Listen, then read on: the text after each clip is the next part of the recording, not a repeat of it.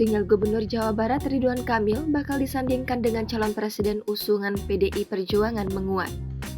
Apalagi saat Ridwan Kamil berpamitan kepada masyarakat mengikuti sholat Idul Fitri di Masjid Raya Al-Jabar pada Sabtu 22 April kemarin. Ia mengatakan ini tahun terakhirnya bersama UU menjabat sebagai Gubernur dan Wakil Gubernur Jabar, UU Ruzatul Ulum. Diketahui, nama Ridwan Kamil masuk dalam rotasi kandidat calon wakil presiden dalam kontestasi pemilu mendatang.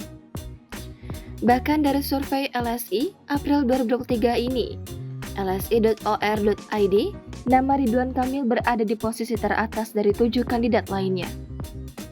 Survei menunjukkan jumlah pemilih yang memilih nama Ridwan Kamil sebanyak 19,6%.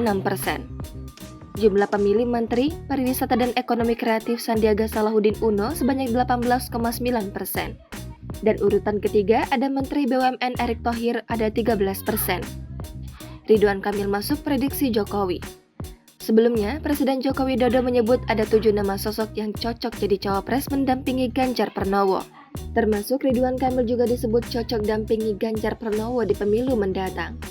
Termasuk 2 menteri koordinator yakni Menko Perekonomian Erlangga Hartarto hingga Menko Polhukam Mahfud MD.